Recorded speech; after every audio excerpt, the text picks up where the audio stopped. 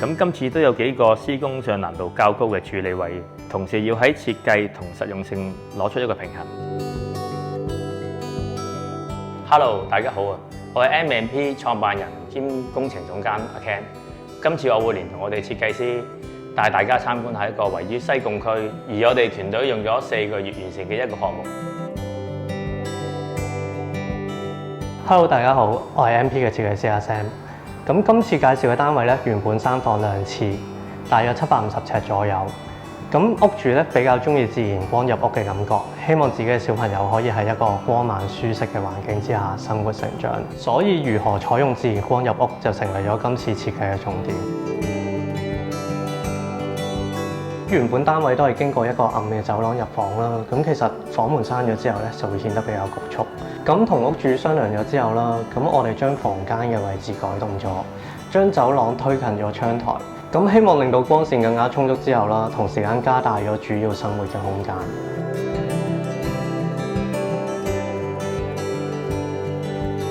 咁半開放式嘅玻璃間隔啦，除咗增加日光入屋嘅距離之外咧，喺間隔關上嘅時候可以區分書房同埋走廊窗台嘅閱讀位置。喺間隔打開之後咧，就可以成為一個招呼朋友或者俾小朋友玩樂嘅偏廳。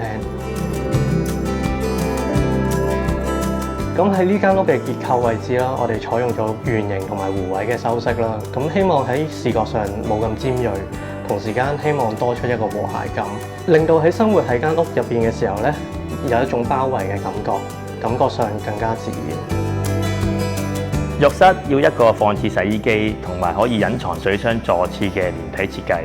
喺功夫上要留意隱藏水箱位置嘅防水處理、弧形位置嘅尺寸同比例啦，仲要配合洗衣機嘅高度。有啲配件都要師傅自己喺現場改裝先做得到。我哋喺走廊位置加設一個特色嘅窗台式框。要靠師傅現場開料裝嵌，要一定嘅技術性，同時又要兼顧材料嘅耐用性，需要喺窗門裏邊加個隔熱膜。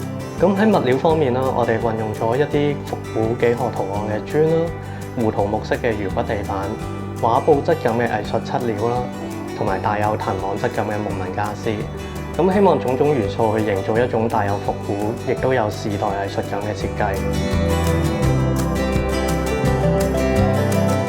咁今次嘅設計啦，除咗喺空間嘅改動方面之外咧，咁我哋亦都運用咗一啲柔和嘅色調，一啲唔同嘅物料配搭啦，透過自然嘅日光啦，從而帶俾人一種舒適溫暖嘅感覺。